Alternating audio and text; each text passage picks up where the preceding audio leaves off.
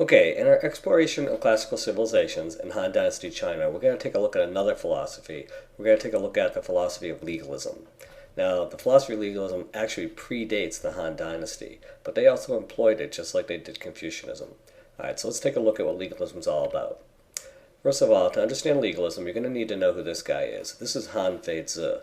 Now, we don't know much about him. We don't really know what he looked like. This picture is just a representation. But we do know this, that he died in 233 BC, and we do know how he died. So we'll discuss that a little bit later. But we don't know his birth, and we don't know much about his early life. We do know this, that he disagreed with Confucius' idea that people would follow a good ruler. So if you remember, Confucius believed that if a ruler was good, moral, and ethical, then people would also act good, moral, and ethical and follow the ruler as a role model. But Han Feizi thought that this was just not a good idea. So he basically rejected Confucius' idea. He did not believe that people would follow a good ruler. Instead, he believed that people were naturally bad and had to be forced to be good.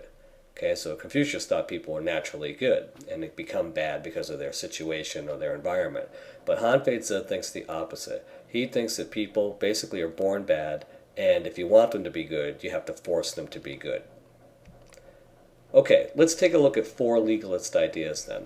One is that strict laws with harsh punishments has to be employed. Okay, so this is the main idea of most legalists. You're going to use strict laws with harsh punishments. Also, they believe that man is evil, so man is inherently bad.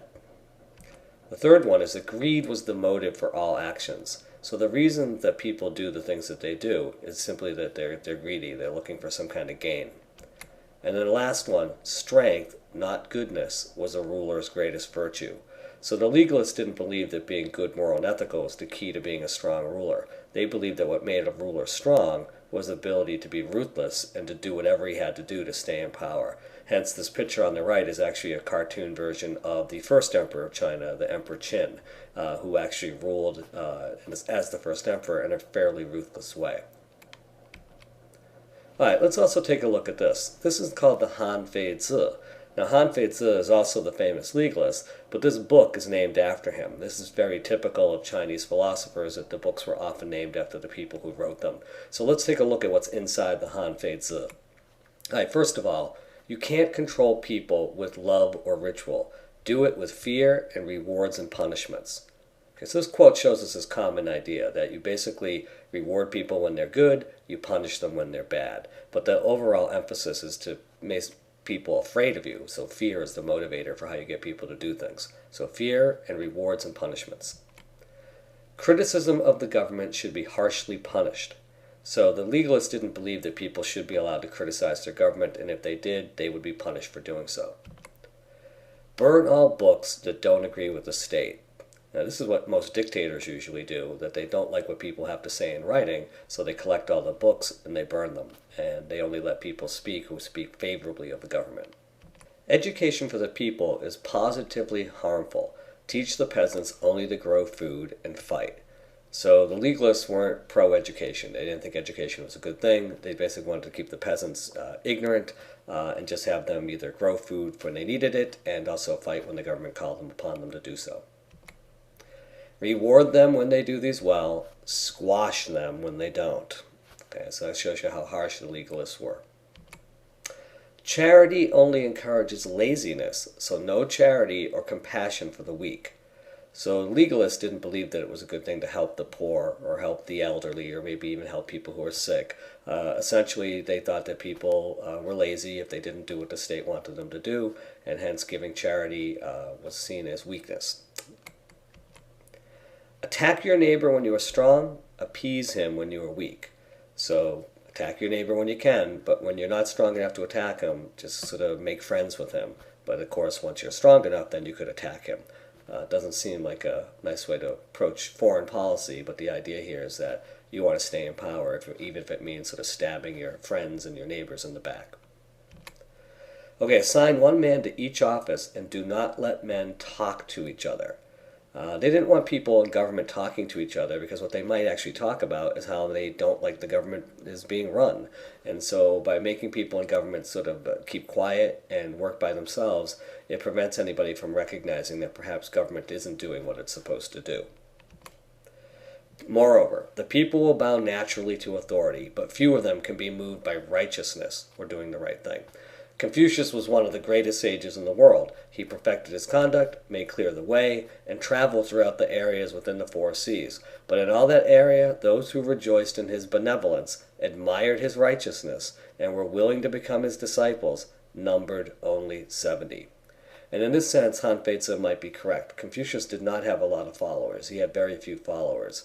But the idea here is that he's using that as a criticism of Confucianism, that Confucius's ideas were not widely accepted and not widely used by people, therefore his ideas should be rejected. Okay, so who did accept his ideas? Well, the first emperor of China did. This is a guy by the name of Qin Shi Huangdi. Qin is the family name, so the Qin dynasty, and Shi Huangdi basically means the first yellow emperor. Now, the first emperor of China successfully used legalism to conquer and unite all of China. So he was the first emperor to do that. So he unified and he ruled China from about 221 to 206 BC. But he only stayed in power for about 15 years, so his dynasty didn't last very long. So let's take a look at this. If we take a look at what the Qin dynasty looks like in that time period, you can see this map's not too different in size from what we saw of the Han dynasty. Of course, the Han dynasty will add more territory later on, but the Qin was a fairly large dynasty, and it did unite all of what was known as the Warring States period. The Warring States had existed during the time of Confucius, but the Qin dynasty was able to stop the Warring States from fighting with each other and unified China for the first time. And again, they did that in 221 BC. Now, Qin Shi Huangdi was also a ruthless leader who burned books and buried scholars alive. So if you look down here, you'll be able to see this is the burning of books taking place, and over here you can see that scholars are being thrown into a pit and being buried alive. In most cases, these scholars would have been Confucian scholars whose ideas obviously were different than those of the legalists. So this is one of the things that gave the first emperor a sort of reputation as being a harsh ruler.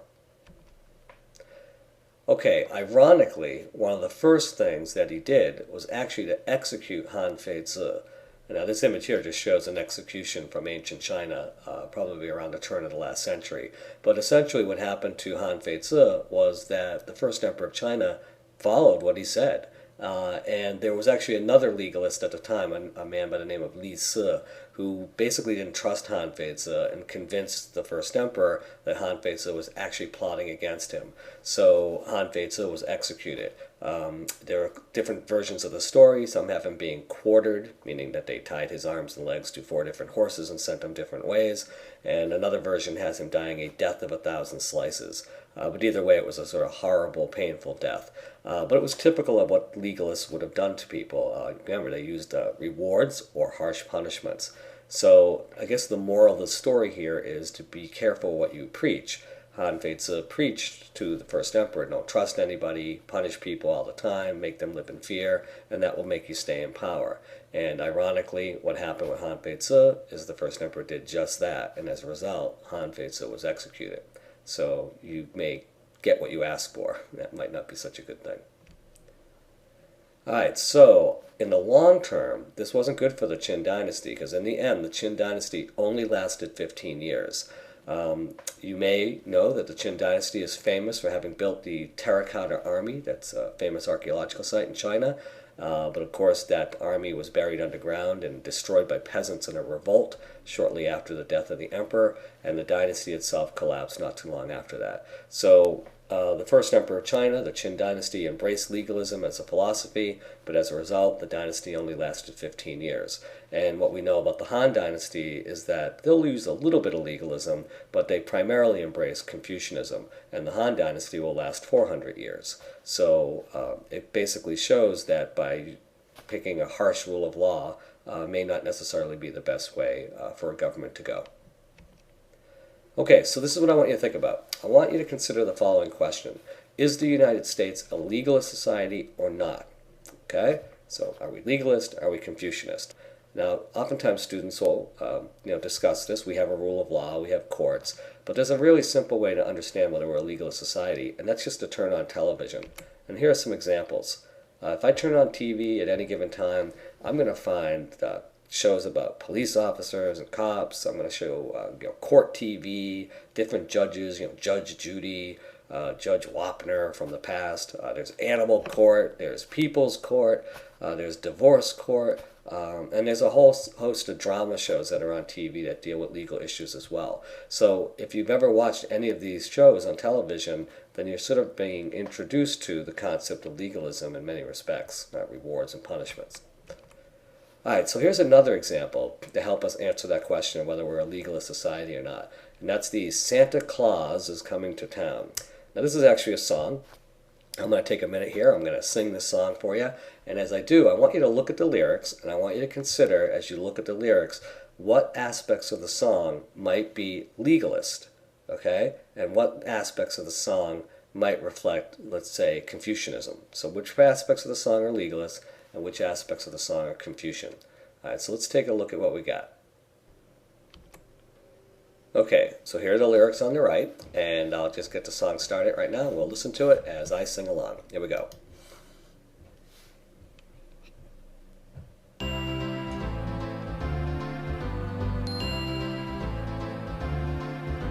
You better watch out, you better not cry, you better not pout, I'm telling you why. Santa Claus is coming to town.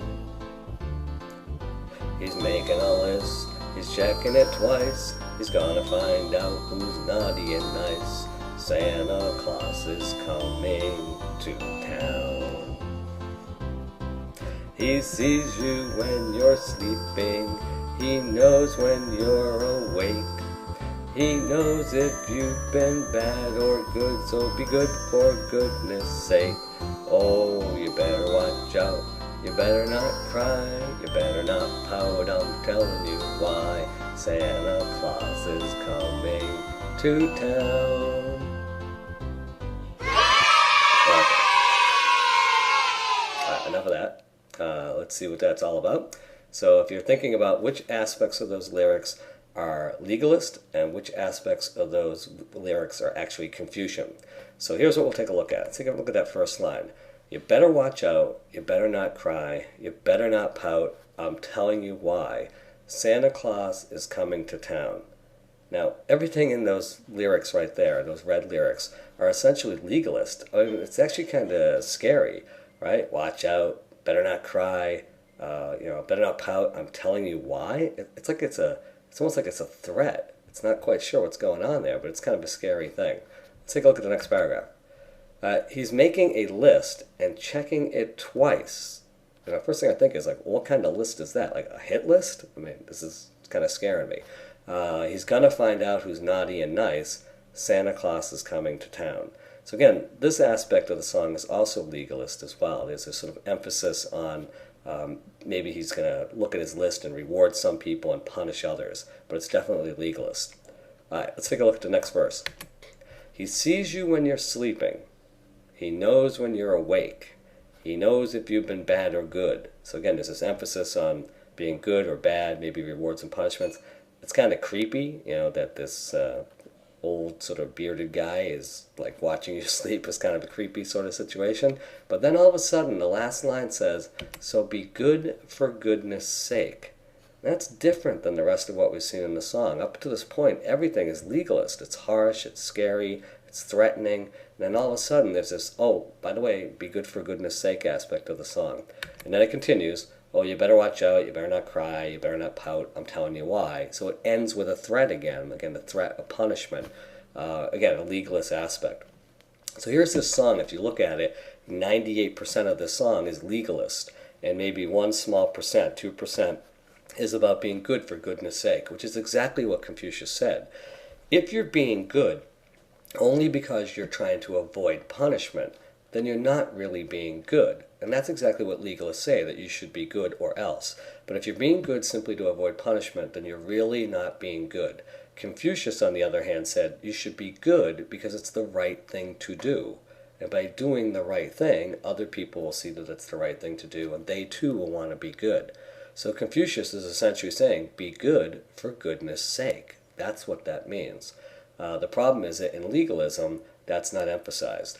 Now I want you to think about this. Traditionally, this is a song that most of us were taught when we were very young children. Our parents read or sang it to us when we were kids and really taught us about legalism. But it's not a song that teaches us about being good. It basically says we should be good so that we get rewarded. And then if we aren't good, we'll be punished.